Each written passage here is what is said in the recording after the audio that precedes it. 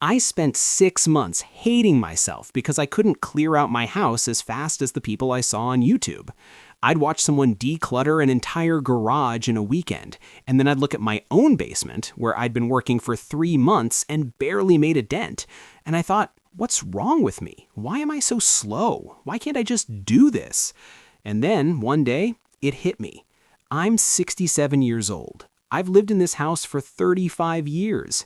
I have arthritis in both knees and a bad back. Of course I can't declutter like a 30-year-old with 5 years of stuff. That realization changed everything. If you've been beating yourself up because your decluttering is taking too long, this video is for you, because today I'm showing you how to set goals that actually work for those of us over 60, goals that honor our reality instead of fighting against it. Let's get into it. Why our goals need to be different. Acknowledging reality. First, let's talk about why we can't declutter the way a 30-year-old can. And I'm not being ageist here, I'm being realistic. Energy levels are different. I can't spend 8 hours hauling boxes like I could decades ago.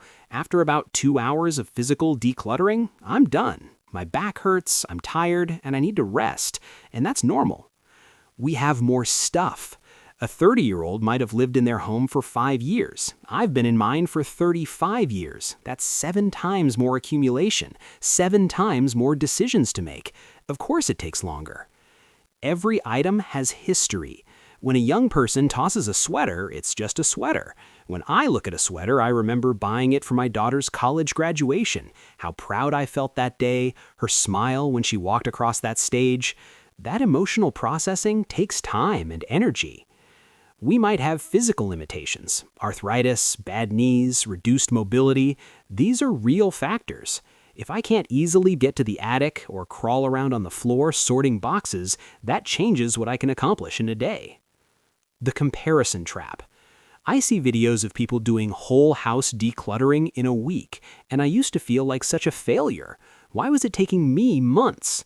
Then I realized those people often are younger with more energy, have less stuff to begin with, might be doing this full time, often have help we don't see on camera, don't have the same emotional attachments. We're not failing, we're just running a different race, and that's perfectly fine. And listen, if you've ever felt this way, you're not alone. Drop a comment below and let me know. Have you been comparing yourself to those fast decluttering videos? I'd love to hear your story. And if you're finding this helpful so far, make sure you're subscribed to Senior Decluttering Diaries so you don't miss our next video. The Realistic Goal Setting Framework. Step 1. Start with your why. Before setting any goals, get clear on why you're doing this. My reasons were, I want to downsize to a smaller place in 2 years. I want my kids to inherit memories, not a mess. I want to move around my house without obstacles. I want to feel peaceful in my own space. Your why might be completely different, and that's good, but knowing it helps you set goals that actually matter to you, not goals you think you should have. Step 2. Assess your real capacity. Be brutally honest with yourself. Ask, how much time can I realistically give to this each week? Not how much you wish you could, but how much you actually can. I have doctor's appointments, I visit my grandkids, I have my book club, I need rest days. After all that, I have maybe 3 to 4 hours a week for decluttering. That's my reality. How much physical energy do I have? Can I work for 30 minutes or 3 hours at a time? I found my sweet spot is about 45 minutes before I need a break. What physical limitations do I need to work around? I can't lift heavy boxes anymore, so I use a dolly. I can't bend easily, so I bring items down to table height instead of sorting on the floor. What emotional capacity do I have? Some weeks I can handle sentimental items. Other weeks, after a hard day or bad news, I stick to easy stuff like expired pantry items. Step 3. Use time-based goals, not volume-based goals. Here's a game changer.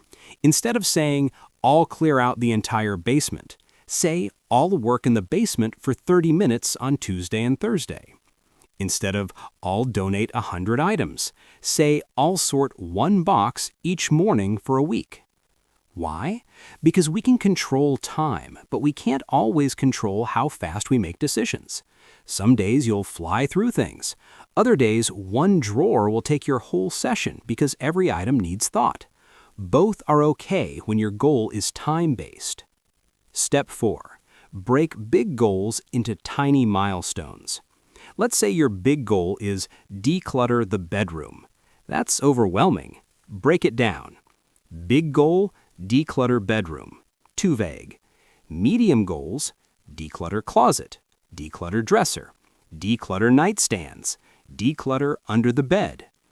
Tiny milestones for the closet, sort hanging clothes left side, sort hanging clothes right side, sort shoes, sort top shelf items, sort floor items. Now you have specific, achievable tasks. Each one takes maybe 30 to 45 minutes. You can check them off. You can see progress. You don't get overwhelmed. Step 5. Build in grace and flexibility.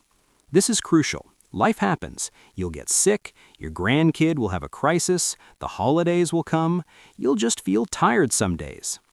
Build that into your goals.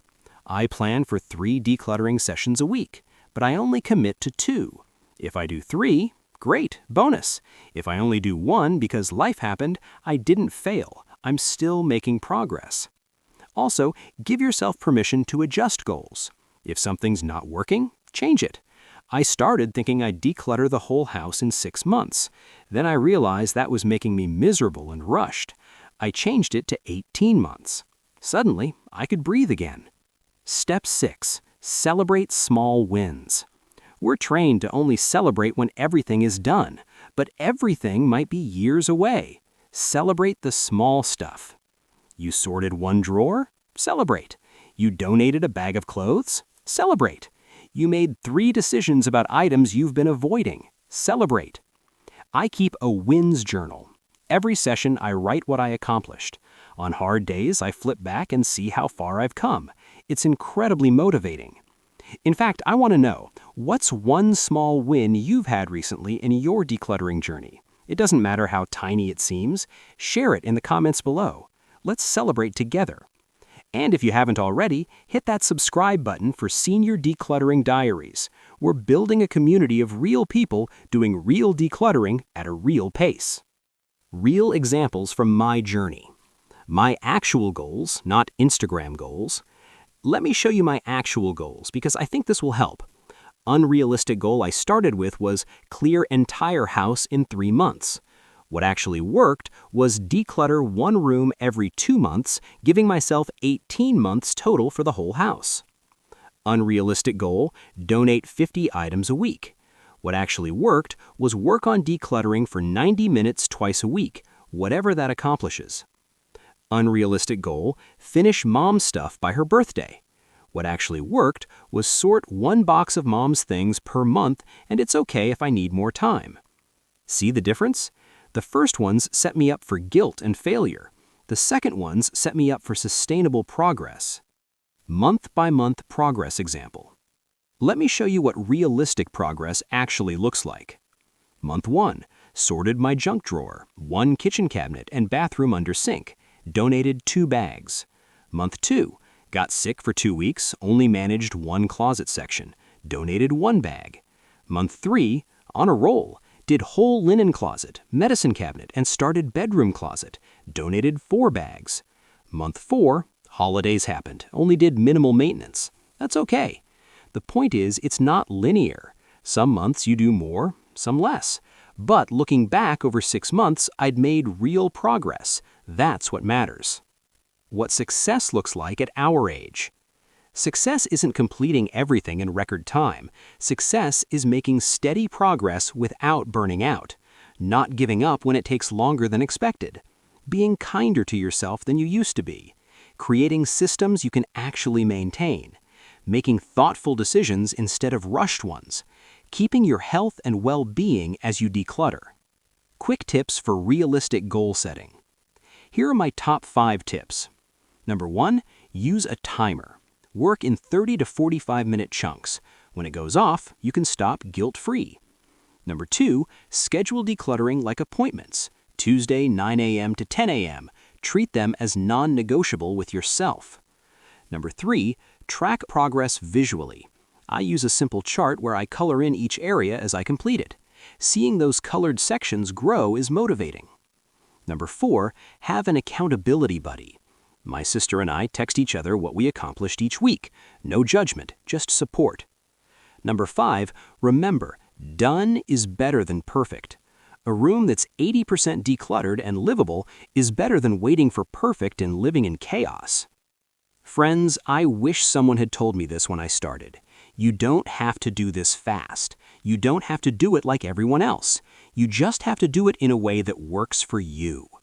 We're over 60. We've earned the right to go at our own pace.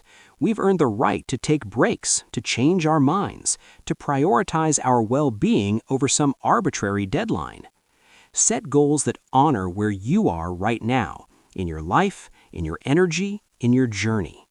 The clutter will get cleared. The question is, will you enjoy the process or exhaust yourself fighting against your own limitations? I choose to work with myself, not against myself, and I hope you will too. Now, here's what I want you to do. Tell me in the comments, what's one small win you've had recently in your decluttering journey? It doesn't matter how tiny it seems. Share it in the comments below. Let's celebrate together. And if you haven't already, hit that subscribe button for Senior Decluttering Diaries. We're building a community of real people doing real decluttering at a real pace. Remember, slow progress is still progress. You've got this. I'll see you in the next video.